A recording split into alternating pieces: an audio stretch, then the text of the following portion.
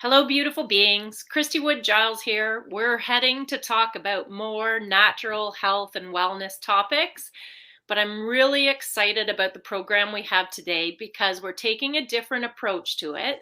And I've invited the amazing Reverend Rob Lee, who is Tarot with an Attitude, to join us. So there's a lot of reasons I want to introduce you to him and his work. Mostly, if you watch him online, Facebook, YouTube, you're going to see such energy and genuine interest and assistance for people that I always loved his message, that an underlying message of, self love, self help, but also listening to your own instincts, following that intuition that guides you, and the whole idea that your mind and body know what's best for you if you just take the time to stop and listen. So Rob always kind of has that in his messages. He is a great and unique gift of being able to help us with our messages when we can't hear them ourselves. He also uses tarot to confirm a lot of the messages that he's getting. So I've asked him to come on, guide us through some of the wellness topics that we so badly want to know more about, that we struggle with, that we can't just understand why our body's doing what it's doing. So please welcome Reverend Rob Lee. Thanks for coming on, Rob. Oh, you're welcome. Thanks. It is good to be here. I appreciate it. And what you were just saying is so true. One of the reasons I started Tarot with an Attitude was to give people a place to come to be, and just it started over a year ago. So you remember everything that was going on there. I started right after the elections and all that stuff. Was to a place people to heal, positivity. And one of the things I picked up was in watching the movie Hook, was Bangarang. And I'm yelling, they call me the Bangarang man. You'll hear me say it 3 or 4 times. But that's a reminder to everybody about your own health and about what you need and about what you do. What you put out is what you're going to get back. Like, don't own your illness. It's not my diabetes. I heard April talking about this yesterday. That's so true. It's not my condition. Stop. But bangarang. And then the reminder is, and I'm glad people are here listening to something like this, okay? A lot of times what you put in is what you get out. What are you surrounding yourself with? And that positivity and negativity. And then the other thing was, I wanted people to understand, if you will tune in, settle down, listen, everybody can be an intuitive. We're all born with that gift. And if you will listen in your prayers and your whatnot, but half the time you can't get through a prayer without you're off on another task in your head. So those are some of the things I deal with. And that's going to fit right with what you're talking about. I love this. I'm so excited, and I'm looking forward to, we're going to actually deal with some specific wellness topics. But first, Rob, I was kind of thinking, you have sort of a unique background that brought you to this point. And I've even said, with some of the things that have brought me to what I'm doing, it's unique, but they actually all come together to serve, where you are and what you're doing in this time and place. So do you mind taking us back just a little bit and bringing us through how you got to this point and all your amazing, your background, your knowledge, your experiences that have helped you to get here? Not at all. And I'll try to keep it in a compact little Reader's Digest version, condensed version.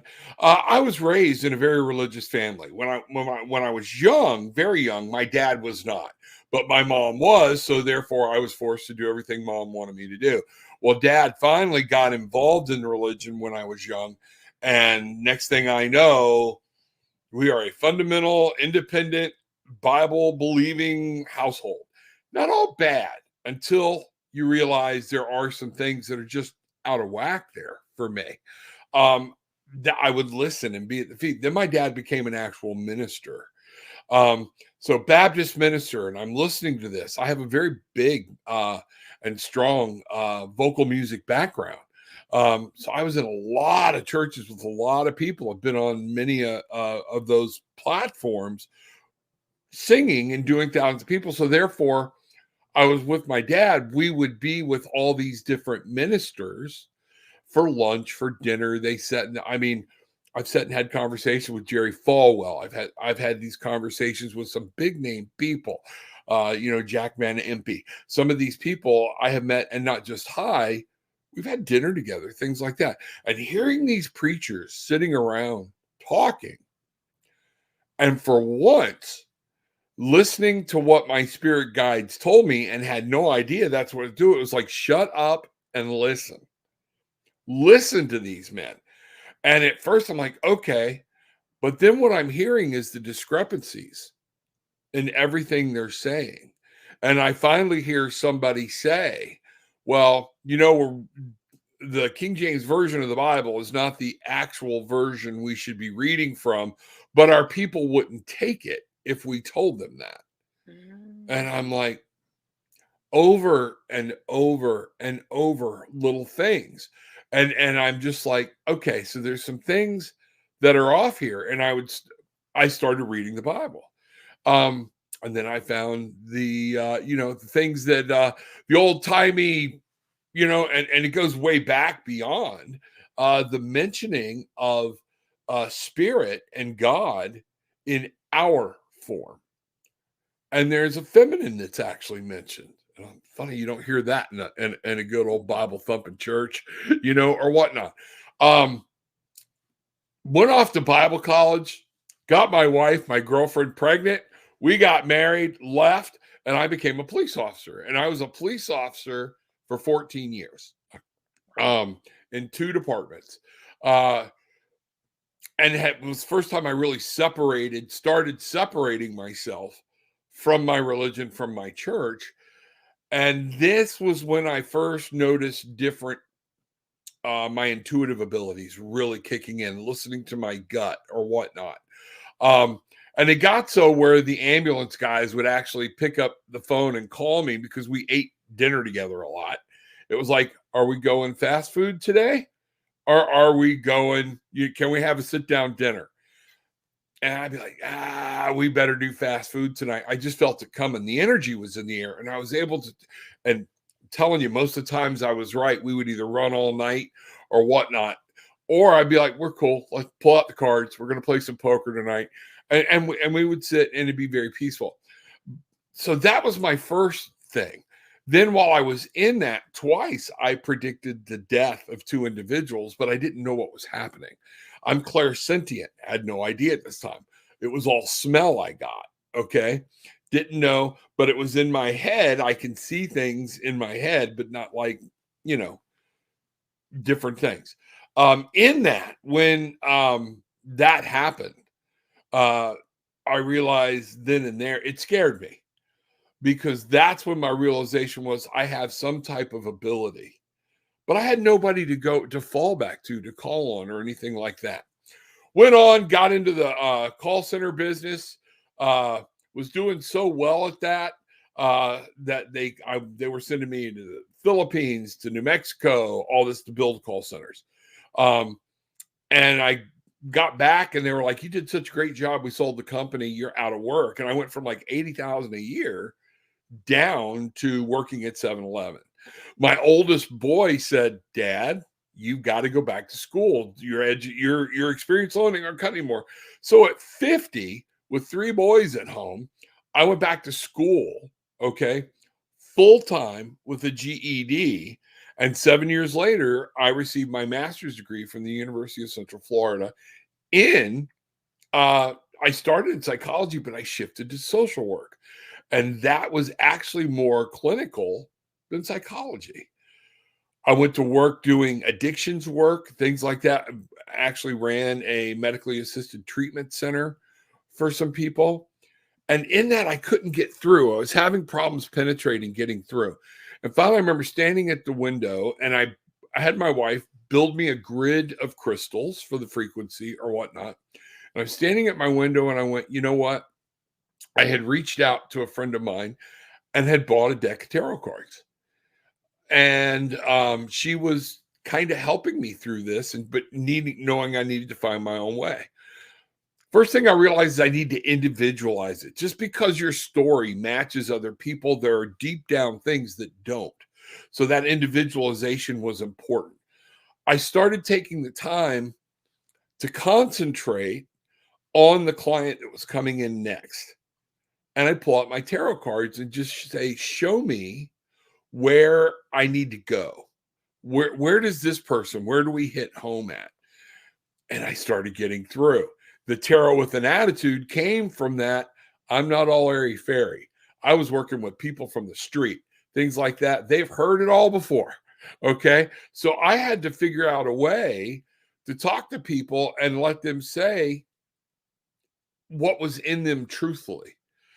And from there, I accidentally left my deck out on my desk one time. Somebody saw it. I wound up doing a full scale reading in a session and wound up using my oracle cards and tarot cards in group sessions with 20 people. Okay. And they loved it. And I was having a very, very good success rate with it.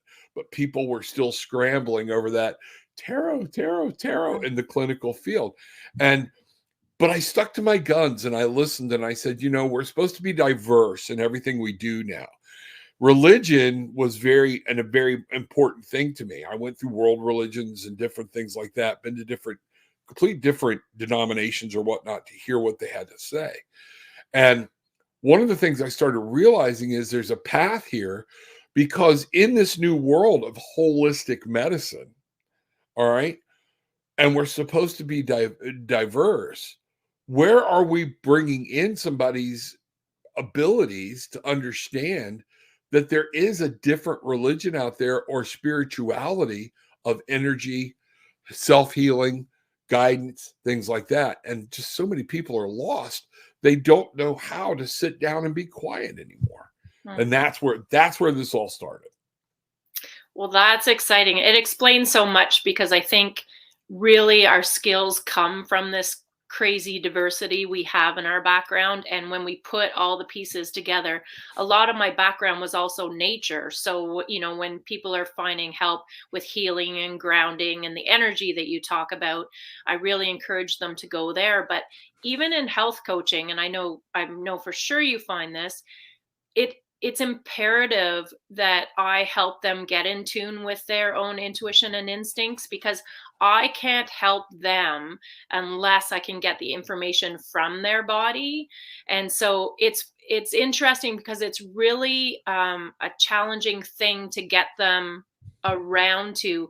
I always tell the story about the day my children were sort of teenager, adult age, and I was sitting in my living room with a coffee in the morning. I didn't have the TV on. There was no music on. My phone was nowhere to be found. And I was just sitting on the couch, somewhat in the dark, staring out the window as the sun was coming up. And they came downstairs and thought it was the strangest thing they had ever seen. I wasn't even meditating. My eyes weren't closed, but just the simple fact that I was sitting by myself, quiet, without any distractions, was actually an abnormal scene. And that made me realize, this world, we've got so caught up that it's almost as simple as that, is taking time early in the morning before the world takes over your life, and taking some time. And I even say, just ask yourself, how do I feel today? What do I need to do for myself? What is my body or my mind trying to tell me to help me make it through this day better than I would have otherwise?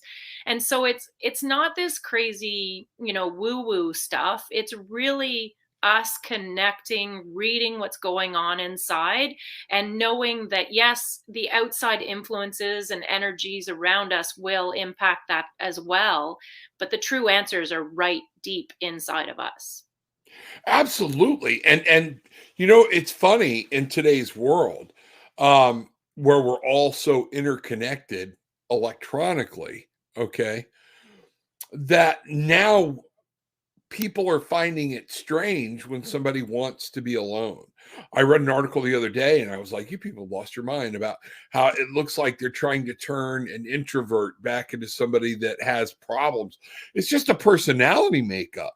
There are a lot of people. My wife's an introvert, but she is the nicest person, is outgoing, and is the head of her human resources department. So there's no way there's something there. Introvert, extrovert. It just means I recharge more when I get out and I get in the sun and I get with people. I'm doing something that recharges my batteries. Okay. My wife recharges by being at home and just saying, I need to turn the volume off a little bit, shut down. There's nothing wrong with either one. We see somebody walking down. Yesterday, I was on the way over to Jay and April's and crossing the bridge going on the river. And there's a lady pulled off on the side of the river. She's on her knees praying, but she is emphatically praying. And people are honking their horn, and I'm watching, and I'm like, you know what? Here's a lady that this world is considering crazy, but all she's doing is connecting with her God. Mm-hmm. Why is that bad? Why do we take a look at that and immediately go, oh, she's whacked out? Mm-hmm. More power to you, sister friend. If that's where you find it and you are not afraid to pull over on the side of the road under a tree and get down on your knees and start praying, we need more people like that. Mm-hmm. We really do, because that means they're trying to reach something higher than themselves. Does that make sense? 100%. And really, they're just not looking for answers outside from someone else. And I do say, I'll caveat it all when we're talking wellness and health and everything. Like, yes, seek the medical guidance, seek the natural path, seek the experts, read the studies, take all of that information, but then you have to take it back to you and say, what feels right for me? What matches what my body is trying to tell me?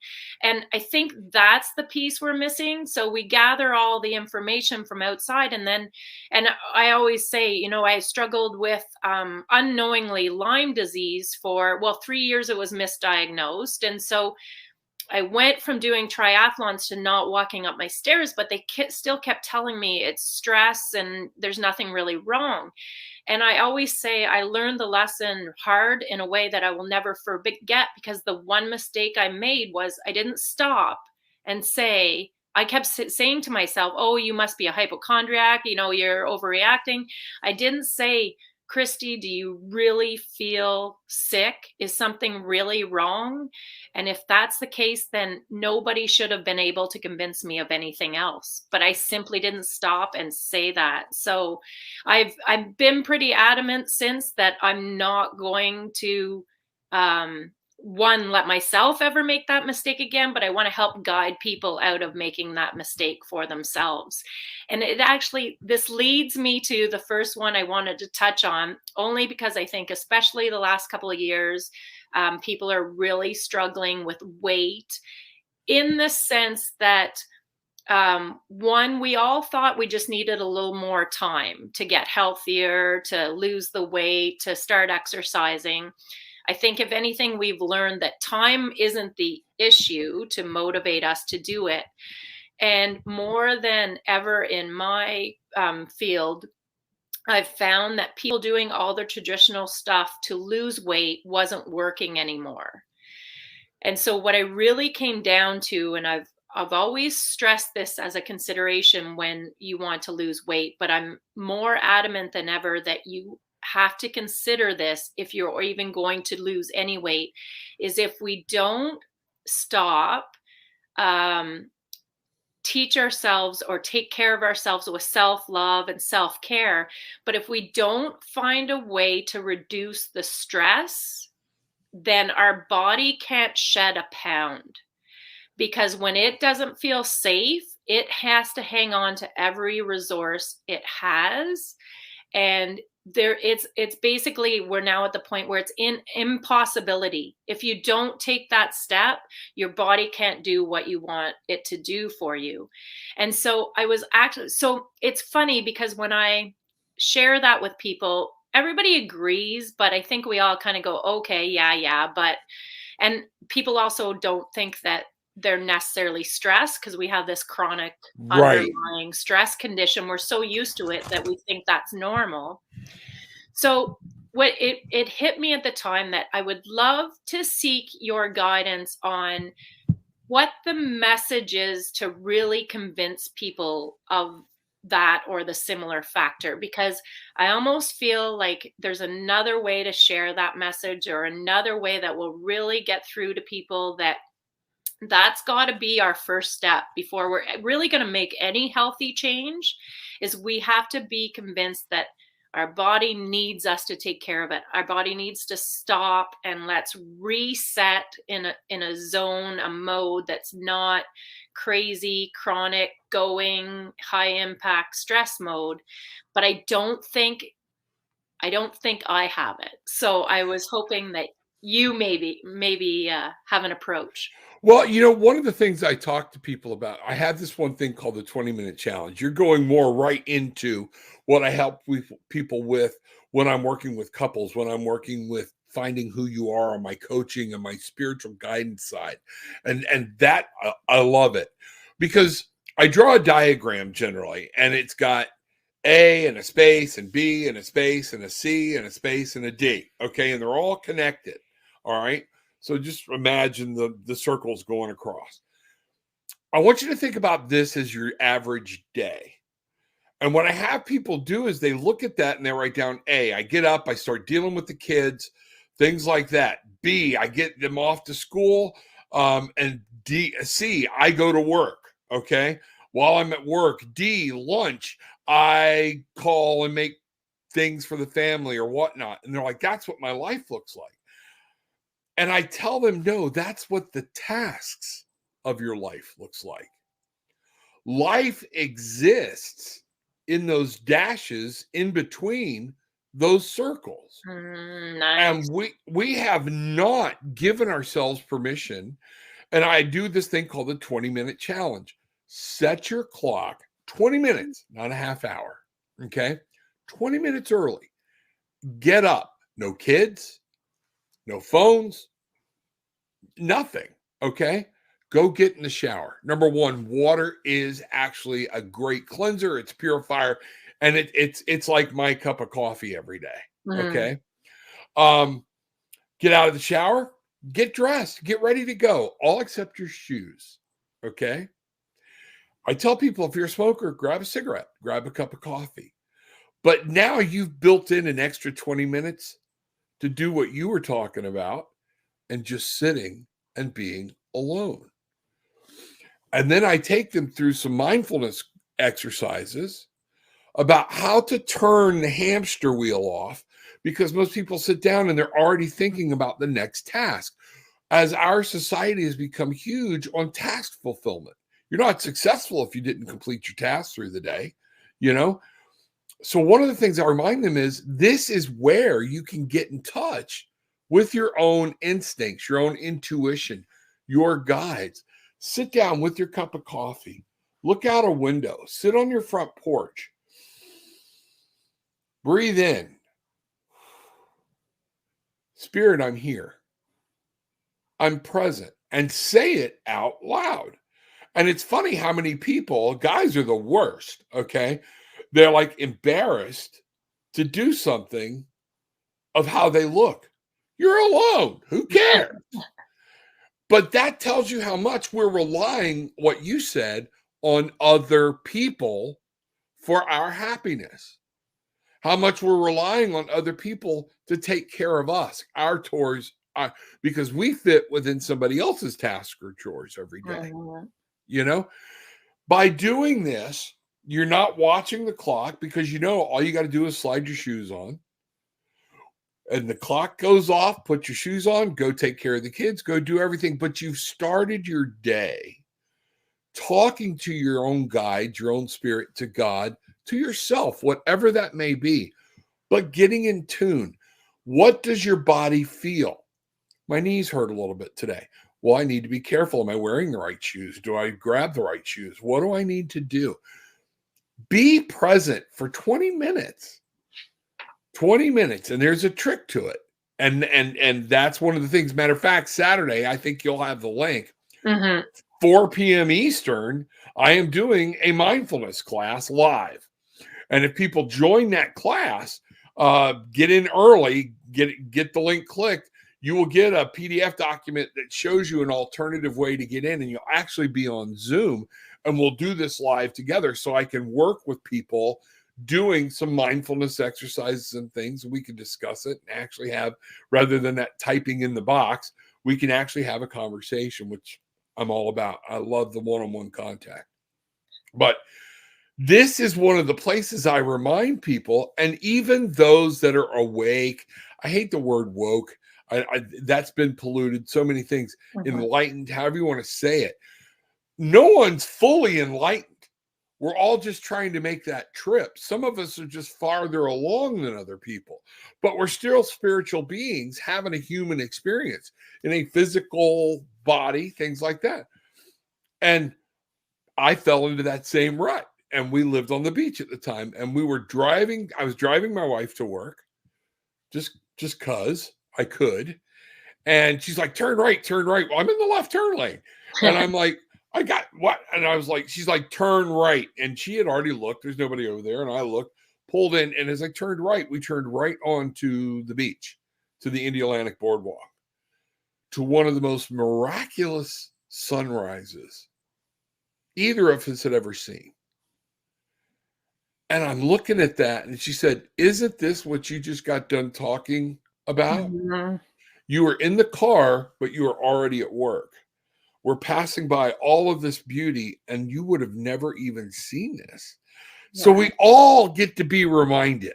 That's why a doctor has a doctor. A therapist has their own therapist. Things like that. But we stopped. We got out of the car. We took pictures. I lost the pictures. I think she still has them. But just sat there for a moment, 5 minutes,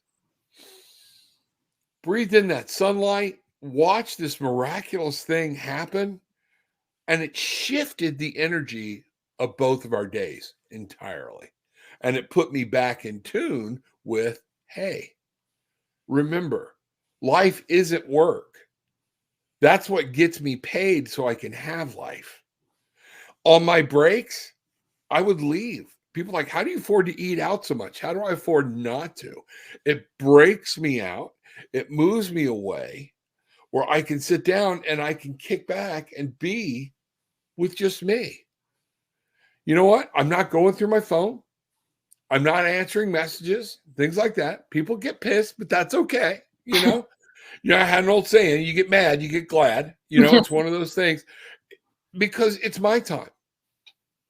My wife knows. And to this day, we have never sent a 911 message to each other because we've realized in the importance of something, just because it's important to me doesn't necessarily mean it's important to her to interrupt her day or whatnot. We'll send a text. Hey, you got a moment? Give me a call. Never. 4 kids, you know, she met 3 of them were still at the house. Never that emergency, because guess what? Life isn't that kind of an emergency. It's to be lived. It's to be enjoyed.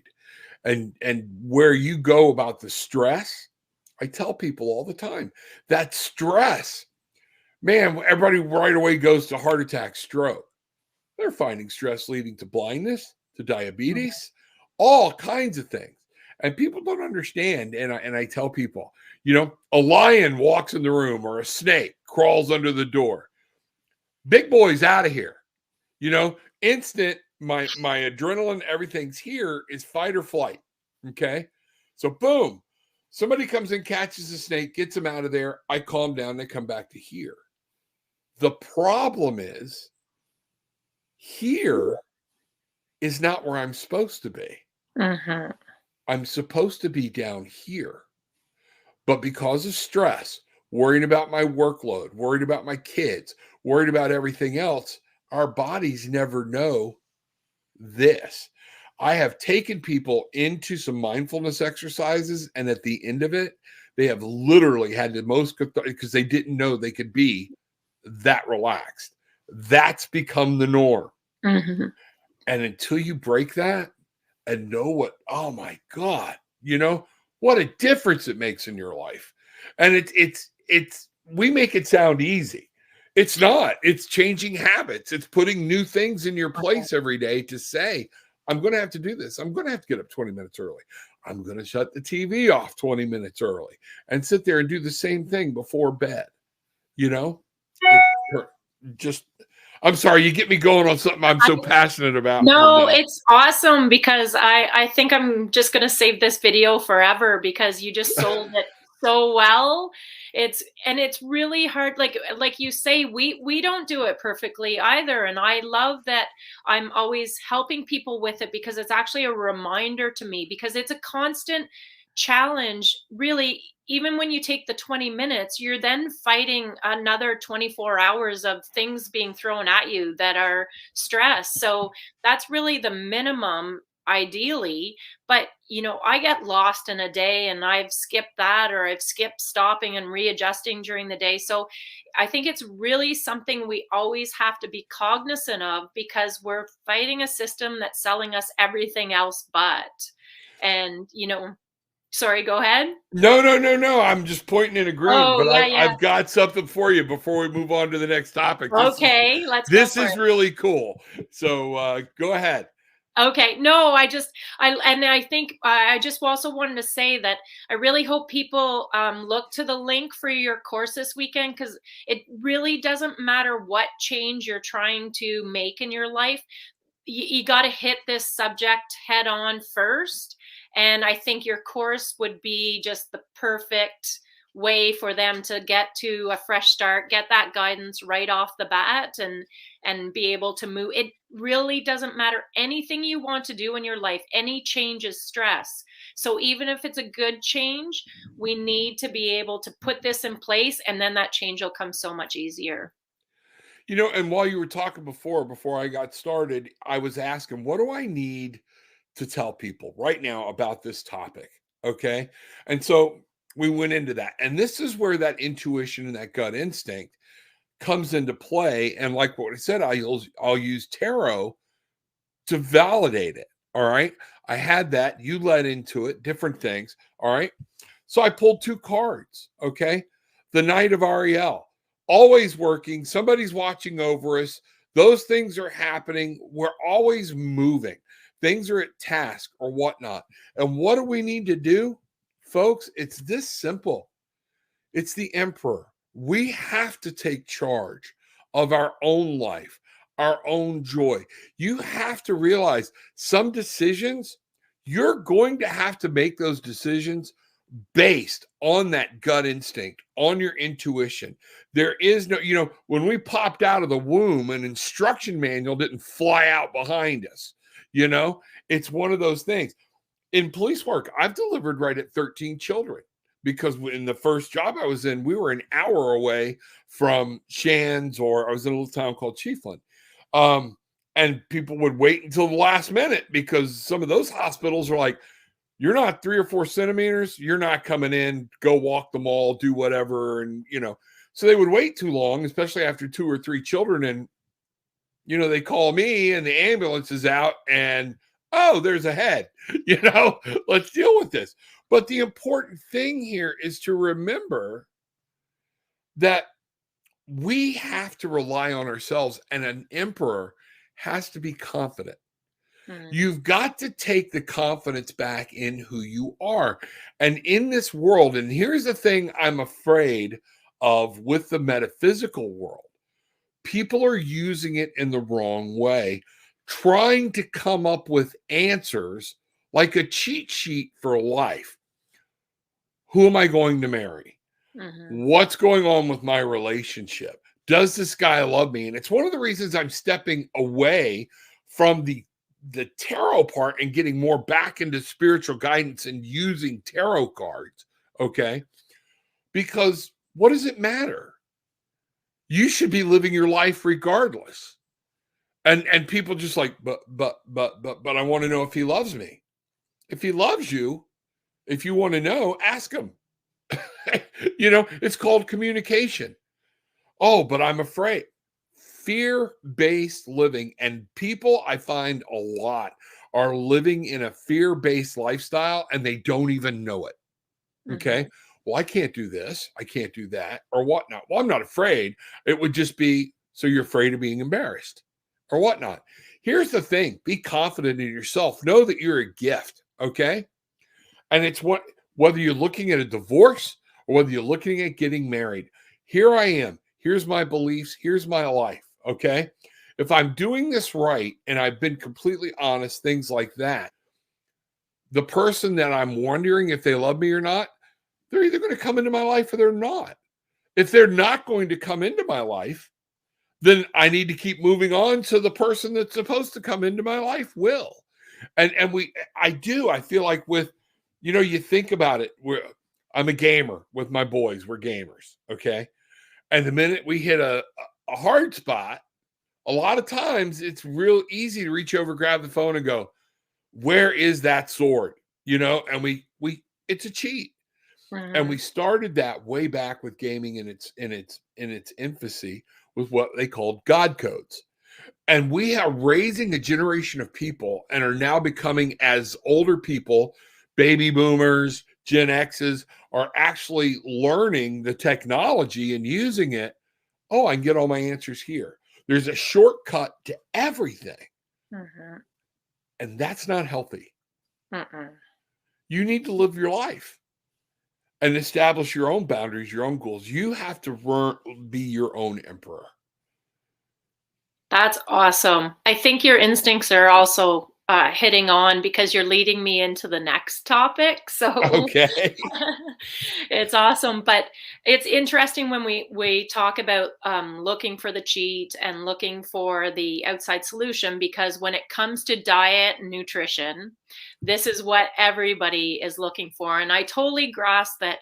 When we want to make a change, we're frustrated, we're at the end of our rope, and we just want to see something happen and some progress. But I actually have developed a course recently, based on a lot of what you've been saying, called Eating by Instinct. Because the most common question I think I've probably got in my career is, can you give me a diet plan? Well, no, no, I can't actually, because I don't know what your body needs, how it's reacting to certain foods. I can help you develop one for yourself based on your information and experiences. And so a lot of it has, eating certain foods and assessing how your body reacts to it. Again, all the answers are inside of you, right? Not Right. inside of me. And if I always say, you lose me if you download one more diet plan that was somebody else's and think it should be yours. And I get the desperation. But that's not naturally how we adapt or evolve or change with anything, is taking something else and forcing it on our life. And so with nutrition, I find like it's kind of ironic, because when you talk about like kind of taking control, well, what do you want to eat? They seem like kind of crazy questions, and everybody will say, well, that sundae from Dairy Queen or whatever. Well, for sure we want to eat that, and I want you to still have that. But at the end of the day, deep down, you do want to eat healthier foods and enjoy those meals as well. But we don't even ask ourselves that, right? It's a punishment. It's just, I'm going to eat this kale even though I don't like it. I don't want you to eat kale if you don't like it. Yeah. I don't Yeah. like kale, and just because it's the biggest superfood on the market and everybody says there's all these benefits, it's completely ridiculous to assume we would eat something we don't like. But we also Yeah. need to It's like know my mother, learn to like it. You'll learn to like it. that. Most of the food, nah, sorry, ma, didn't happen. You know? Well, and sometimes we don't even offer ourselves the opportunity to actually like a healthy food because we're so convinced it's going to be crappy because it's a healthy food. And then when we don't have this pressure of, have to eat it, have to like it, all of a sudden it's kind of like, oh, I do sort of like that. I would like to eat that a little bit more. But I think food in itself has just consumed us so much. We really should be grateful that we have access to all this food. Now, I I know with all that's going on in the world, there's lots of fear and worry associated with that. But the truth of the matter is, we do have lots of access to great foods, you know? It, Can I talk on that for just a second? I said this in my show yesterday, Tara with an Attitude, and I heard April and Jay mention it. And there was that word fear. Oh my God, we're going to run out of food. It's going to collapse and all this. Well, you know what? When your finances crumble and that happens to just you, remember where you put your focus. Your intention was on your fear. The universe is just going to give that back to you and say, well, I guess that's what they want. It's that energy, what they're putting out there. I'm not storing food. I'm not buying it. Guess what? When it's time, I'll deal with it. But does everybody remember the Y2K crisis? Okay. Oh my God. Everybody went nuts. We knew people that bought land up in the freaking Tennessee, spent the money to bury a mobile home, all this crap. And I'm in my house with my kids. We're shooting off fireworks. I'm not putting that out there. And there were literally women that had married some men. And we said, before you go, and I say some of my friends of mine went to them and said, please give us the address because we're scared for you that he's going to get you underground and you're saving, phone books back in the day for toilet paper. Oh, why don't you stock up on toilet paper? We get caught up in our own insanity on that. When we look at what happened with COVID, toilet paper flying off the shelves, complete panic. Okay. And we're in the store laughing, that is that negativity we focus on. And that's the fear-driven society I'm talking about. Stop it. Stop it. You got to step away from some of that stuff. If you're listening to this stuff and you're walking away upset, angry, mad, scared, that's a flag. You're putting too much into that. You're immersing yourself in it. So don't be surprised when all you get back out of your life is worry, trouble, and illness. So sorry, that just what you said hit me dead on. Yeah. And that was where we go. That's so perfect too, because like it's when you said, what we focus on, and really everybody wants to be focusing on eating better, but all the feedback I'm getting is everybody's focusing on buying more food, storing more food. They're buying the foods that aren't the live, natural, raw foods that will help. No, they want something that's going to sit on a shelf for 20 years. Exactly. Just buy a bunch of Twinkies. And they're eating it, right? When they want to be storing it or stocking it, and they're eating it, and it's totally breaking down the strategy they're trying to achieve, which is to eat more healthy, live, raw foods. We need to focus on getting good energy from our food, and also taking good energy in the way of, what are we thinking before we eat it? There's a reason we say grace before we eat, because we need to have that level of appreciation and blessing. And that in itself, like they've actually proven, will add energy to your food and increase your body's ability to be able to metabolize it and use it. But yeah, all this outside distraction stuff is completely taking everybody away from where they really want to be when it comes to nutrition. I agree with you. And as a heavy person, been through all those diet fads and all that stuff. My son, my youngest one, is a certified physical trainer. He's in the Air Force. His workout is crazy. And one of the things he said, Dad, stop with the diets. Just let your body tell you what you want to eat. Okay. Think about it and get off your ass. It's merely, people say, no, it's not just that. And I know this as we change and we get older. My wife and I have tried different diets, different things. And you know what? We'll drop that first 15, 20 pounds and then we're hung. Our systems aren't working the same way as they did when we were 30. Mm-hmm. And some of the things we've done to the system. Now, I want people to see, well, you're drinking coffee. Actually, I'm not. I'm drinking hot water with lemon. I haven't had a cup of coffee in 3 days. And the amazing thing for me, and anybody that knows me, is about a month ago, this should be the end of a month for me. I made up my mind I will allow myself 1 cup of coffee in the morning, but the only thing I will drink the rest of the day is water, not even iced tea, things like that. I'm starting to put a little bit of tea back in, but with no sugar, just straight up iced tea. Some of the hibiscus teas are really good, but I like them to be clear. I don't want to see dark, cloudy things. I was a soda freak, and then I went into diet sodas. Well, this will help. Okay.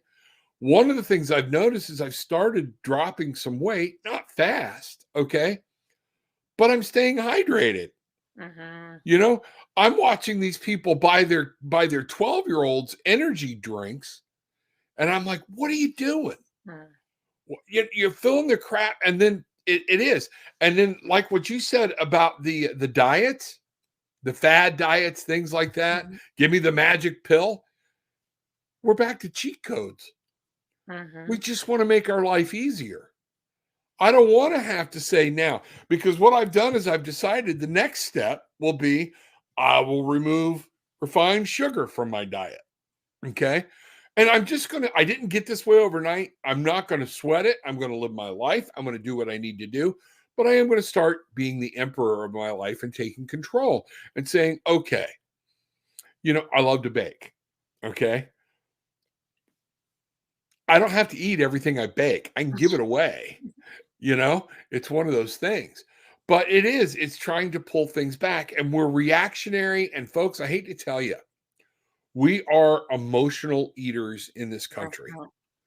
We have made eating an event, and it really shouldn't be, other than just, hi, how you doing? Real quick at the table, and then get up and move on. You want to have a conversation, take your whole family for a walk after dinner. Sit down in the living room, away from the table, and say, okay, let's have a cup of tea. Let's do something. It's that whole thing.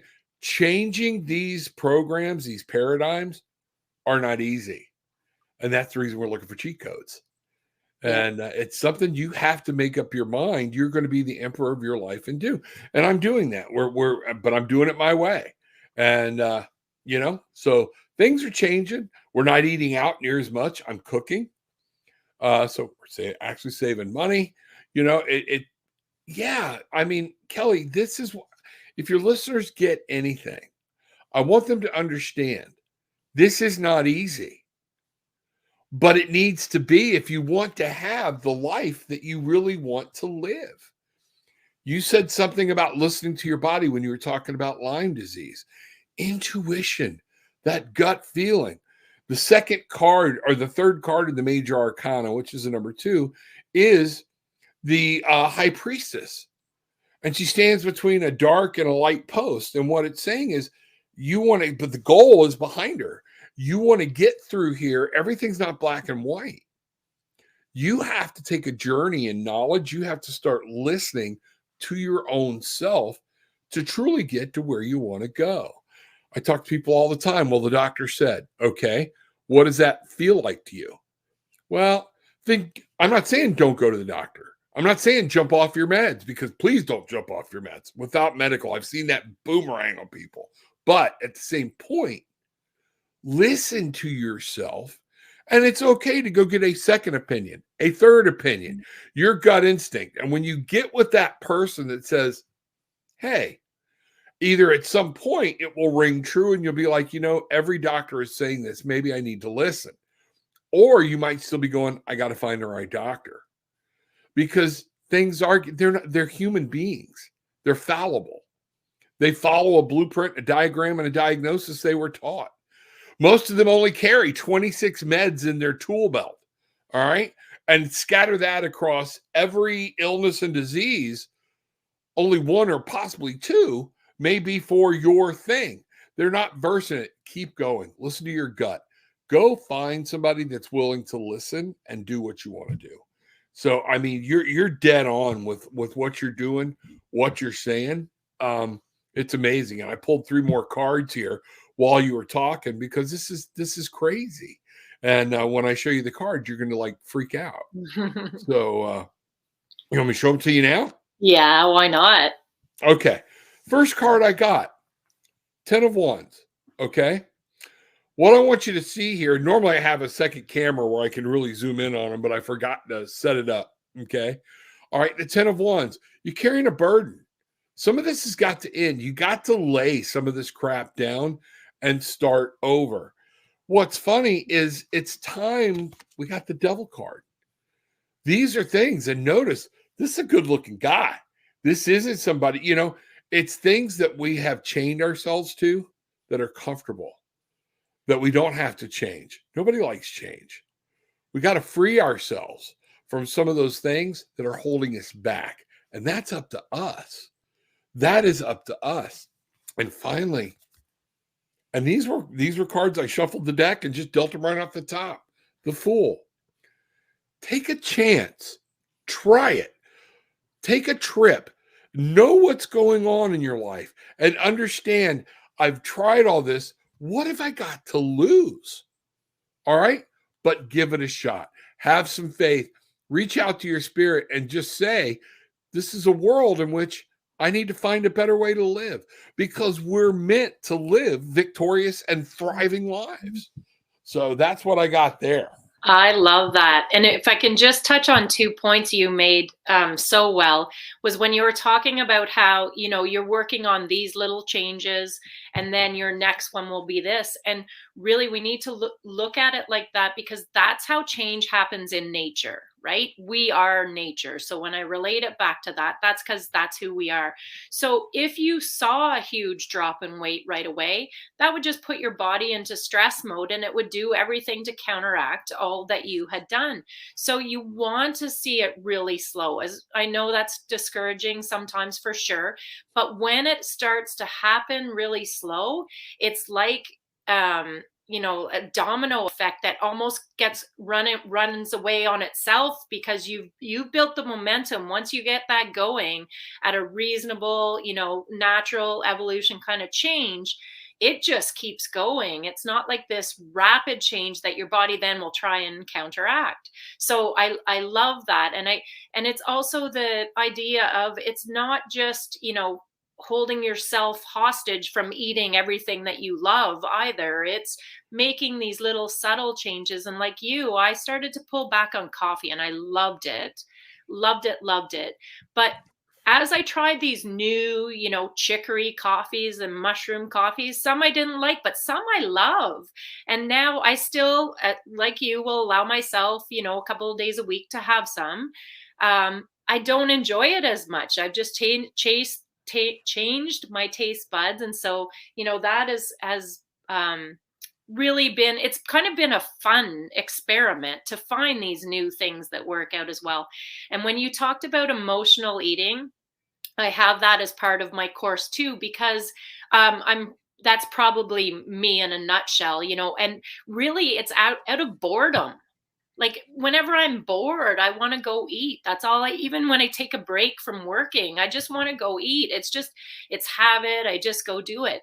But part of the course I do, and it's changing that emotion, that feeling you want, with something else.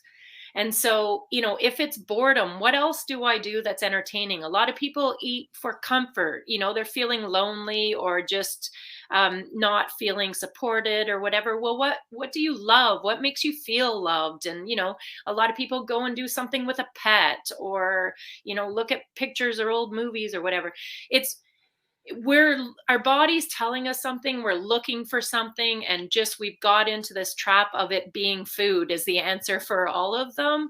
But at the same time, we should enjoy it and love it at the same time. So I love everything you said, because it is a bit of an adventure. We do have to go out there and work on it, and much like the cards were guiding us, but it's also worth it when we do, and when we also do it in a way that is gentle on ourselves. It doesn't have to be perfect. You don't have to Right. be restricted. Yeah. And one of the reasons I want people to understand about emotional eating a lot of the times is because we don't want to be alone with our thoughts. Oh, we get in the car, we crank up the radio, something to distract us. Why? We don't want to be alone with our thoughts is what I'm finding to be a root cause in society for emotional eating. It's why McDonald's is what they are. Wendy's think drive-through. Who the hell came up, sounded good to begin with? We'll just whip through. Okay. So we made it super convenient to get the most unhealthiest food into our systems. Okay. And sometimes the tastiest. All right. But what I'm getting at here, and you're like, well, Rob, how does that keep us our mind free? Because you know what? We taste with all of our senses. You're looking at the burger. You're imagining the way it's going to taste. The salt, the sweet, the cheese. You're smelling. Your eye. And guess what? Now your brain is completely off of what's going on either deep inside in the subconscious because we're focusing so much on how good this Frosty tastes, how good this and again, how many people, and I've been there, find themselves leaving work and they've got a little bit of a drive home, so they get something to eat and then they go home and have dinner. And you're still hungry because this really wasn't for eating or nourishment, that middle one. It was for not being bored, not being alone with your thoughts. And we got to do that. It is. And I'm still learning to master that, but I've seen it, and thank God I've seen it. So I'm working on it. I did a lot of work with hand-to-hand combat, things like that, in an impact weapons instructor or firearms instructor when I was in police work. And it started kicking on me. A lot of this is muscle memory. It's what we have taught our brain to do. And that's the reason a lot of times your brain's taking you down a path that you didn't want to go down, but you're like following your brain instead of you being in control. You're not being the emperor. You're allowing your brain over years of training to a thought, this will make me happy, this will keep me satisfied at the moment. It's difficult to stand up. I told you I'm a soda fiend. And one of the things I did, I have soda sitting right on my counter because I'm not going to tell myself I can't have it. I'm telling myself I'm choosing not to. And there are days, man, I'm sitting there going, man, a soda, which how that fizz and everything else is. I might drink a carbonated water, but I make sure it's one that's got no artificial stuff in it. But how do you get carbonation without putting artificial stuff? And it's one of those things. The other things I found out in researching this, carbonation is one of the worst things you can do for arthritis in your joints. All right. I started on the ASEA. I do the gel, I rub it in. I'm actually letting my hair grow back because all of a sudden I've got hair in spots, and I just put it on my head to try to open up and see, okay, and wow, it did. But anyways, we're doing these things to say, I'm going to make a choice, not I have to. And if you've got a diet that you're sitting there going, I can't, that is the first flag. It's not going to work long term, because the minute you feel like now I can go have that cake I was craving, So yeah, that whole getting self-control, folks, there's no easy way to do it other than saying, you know what makes it easy for me? Spirit, my intuition, sitting back and saying, I need your guidance and help today, listening. And so when you listen to that instinct, like you're talking about, and you go to turn into that drive-through window, chances are you're going to hear a little voice, get a little feeling going, you don't need this. Go to 7-Eleven, get a salad, do something. Okay. But we don't listen to it. We override it. It's true. They say there's no faster way to create a craving than to say I can't, right? So it's really just turning it around and saying, like, what do I want to eat? Right. And, when it doesn't go well, don't knock yourself down. Just get back in the focus of, okay, well, what was it I would have preferred, or where was I trying to go, and get back there focusing. Don't dwell on the can't or did or didn't want to, or all that. Let's look at what we do want to do. And like you say, like, slowly, gently, over time, make the changes. If we look at the way a food makes us feel and why we crave it, we have all the answers we need to what we really want to do or feel or be. And we can do it other ways too. There's not only one way. So, yeah. So, do we have time for one? Oh, sorry, go ahead. No, and I was talking about this. The Seven of Swords, mental. Don't be your own thief. Don't steal your own life. We have choices when we go to have that food or whatnot. Stop and think, wait a minute, what am I stealing from myself? A lot of us are like, well, if it's just health, I'm already done. Well, whatever. You can always change, you can always turn things around, but put it into the real. Do I want to be bloated? Do I want to carry that guilt around? Because that's where we sabotage ourselves, because we do that. Then when we're done, we don't even enjoy having done it. Mhm. Okay. So yeah, get your mind right. This is all mind. This is about making decisions, but putting the right choices out there. Okay. Why are you choosing not to? Well, I'm fat and people don't want to see a fat guy. You know what? That's not the right reason. Okay. The right reason is, you know what? Maybe I want to live an extra 20 years to see my grandkids. Maybe that's why I stopped smoking. What? I've treated my body like an amusement park. It is not even funny about what I've done. But at some point we have to say, okay, it's choices. And what do I desire more? So Absolutely. And so I want to touch on where you were going and where I really liked your message from the very beginning, that whole self-love and loving what you do thing. And where you were also talking about how, don't accept a diagnosis or any of that. And you also touched on ASEA. So I want to bring those all together because um, when I was sick, I would never accept that I couldn't be better, even though they said, with chronic Lyme, it's chronic, you'll always have it. And I was doing triathlons. It's taken me 9 years, but I have just signed up for my first ever half Ironman since I was sick. But awesome. I still even was, I sort of was struggled with somewhere between 80 to 90% recovery. And for a lot of people, that's amazing. It's the most we could have ever hoped for. But I wasn't okay just accepting that I'm going to just sit there. And I think we have to not accept anything. I don't think we have to accept that, we're going to be overweight. It's in our family, it's in our genes, it's too late. Like you said, we've treated our body like an amusement park. And I recently said, if I'm going to do a triathlon, I can still also keep working on getting better. And that's when ASEA presented itself in my life. And Ah, we can even put the links at the bottom for both of our pages on that too, because we've both been sold on it, in the fact that when we are talking about changing cell memory and muscle memory, it's a cell booster. It will actually help us change these patterns, these addictions, these habits that our body have, plus rejuvenate our health. And I'm already finding after a month of doing it that I'm gaining more of that last 10 to 20% health than I ever thought was even possible. So there's definitely something to it. Funny enough, it's all natural, but I really believe it's because I wouldn't accept where I was and that I had to stay there.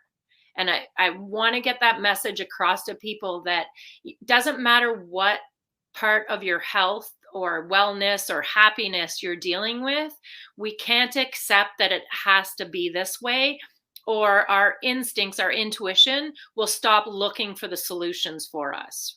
So as long as we stay open to the possibility and even imagine the possibility of what that could be, try to creatively come up with of what it could be, our instincts, our intuition will become heightened and look for those solutions all around us. It'll feel like they plopped on your lap, but really you had done all the work to try and become very sensitive to the possible solutions. And I think so much of what you've talked about and what you have done is doing that. And it's awesome that you're guiding people to do that for themselves. I still think a huge part of it is just the energy we feel from you too, as you Thank you. send those messages out to people. I feel every time I've watched you on Facebook or YouTube, I walk away all pumped up, ready to like take on the world. So I encourage people to take your courses. I definitely encourage them. You're on most days too, right, Rob? Yeah, well, I'm Tuesday, Thursday at 10 a.m. and Saturday at 10 a.m. Eastern. The Saturday show, my wife joins me, and it's on Tarot with an Attitude, but we call it the magical unknown because we don't know what's going to come up or what we're going to do. And literally this Saturday is going to be one. She reads, she does runes, different things or whatnot. And a lot of times we've enjoyed just combining. She'll read from completely different decks that I do about the same problem. And it's great to see how using your intuition and spirit and learning can make all these things coincide. So we love to do that. But she's going to be doing more of the card pulls, and I am going to be doing more of the intuitive spiritual guidance Cool. at this And point. I notice you get a lot of questions from viewers, but I always find it really interesting that very often we can take tidbits, even though it's not our question, from the answers you give them. So you sometimes think it's somebody else's reading they're getting, but very often there's a part of it that's for us at the same time. So It is. It's like going to a church, all right, and the minister hits a very hard point, all right, salient, and you're like, I've heard people, oh, he was preaching directly at me. You yeah, think he knew that much about you? All yeah. right. There's a message from spirit. You're not the only one suffering from the same thing. That's why group therapy works so well, because sometimes you're just afraid to ask a question, but somebody else is like, I need an answer. Hmm. And that's the way a lot of this is. I tell people all the time, listen up, because yeah, the reading very well could be out there for you as well. Cool. So I've talked a lot only because you got me so excited about all the topics that I love to talk about. Maybe we could just leave this on if you have one sort of health and wellness related message that you could share with people to kind of, get them started on a good path or keep them going on a path that they're on now. What would it be? It would be the 20-minute challenge, taking 20 minutes, even if it's just somewhere during the day, and just saying it's setting boundaries for yourself. Step up and say, I'm going to go for a walk. Even if you're just walking to the corner and back, but I'm going to stand there and just be out. I'm going to take a moment and be alone with my thoughts and start listening and bringing that intuition and that gut instinct into play. Nothing changes because we want it to. All right? Our subconscious, things that we need to leave behind, you have to do a physical action to change anything in your life. You're like, well, Rob, yeah, you have to stop pulling into the drive-through. You have to stop storing the Twinkies in the pantry. That's a physical action. And while you're there, you make statements of positive affirmation. I'm choosing a more healthy lifestyle. I want to be here for my grandkids. I'm going to be here for my grandkids. These are choices, but you have to put a physical action to anything you want to change and then say out loud what you want out of that change. That would be my first thing for everybody, because that's what's the definition of insanity? Doing the same thing over and over again and expecting a different result. And that's the cornerstone of it. We got to do physical. I'm not even saying you got to go out and run a marathon. I'm saying turn off the electronics, kick back, color, crochet, go for a walk, do something creative. And that is where you start as you're doing this going, I'm going to put an affirmation out there. I am going to take time for myself. I am not it's just important. That's the biggest thing. It's hard to describe in a very short term, but that's it. And that would be my first leap into doing this. I love it. I think, as we mentioned at the beginning, that is the foundational message, right? And the only piece I would add to that is, after people have made that physical change, after they have done that better decision, to give themselves a pat on the back, give themselves credit for the positive thing, no matter how small it is. They did it, you did it. Give yourself credit, thank yourself for doing the better thing for your health, and make sure that, I almost say, make sure you milk it, right? When something went well, when you did it well, milk it. Remind yourself that you did that all day long for 2 days if you want to, because we deserve credit. That's the self-love. That's the self-care. That's the being your own best coach, right? And Absolutely. Absolutely. I've absolutely loved this, Rob. It's the best hour I've spent in months. It's been amazing. I hope maybe someday we can do it again, but can't thank you enough for your guidance and for all you do to help people. Well, thank you very much for having me on the show. And, I appreciate it.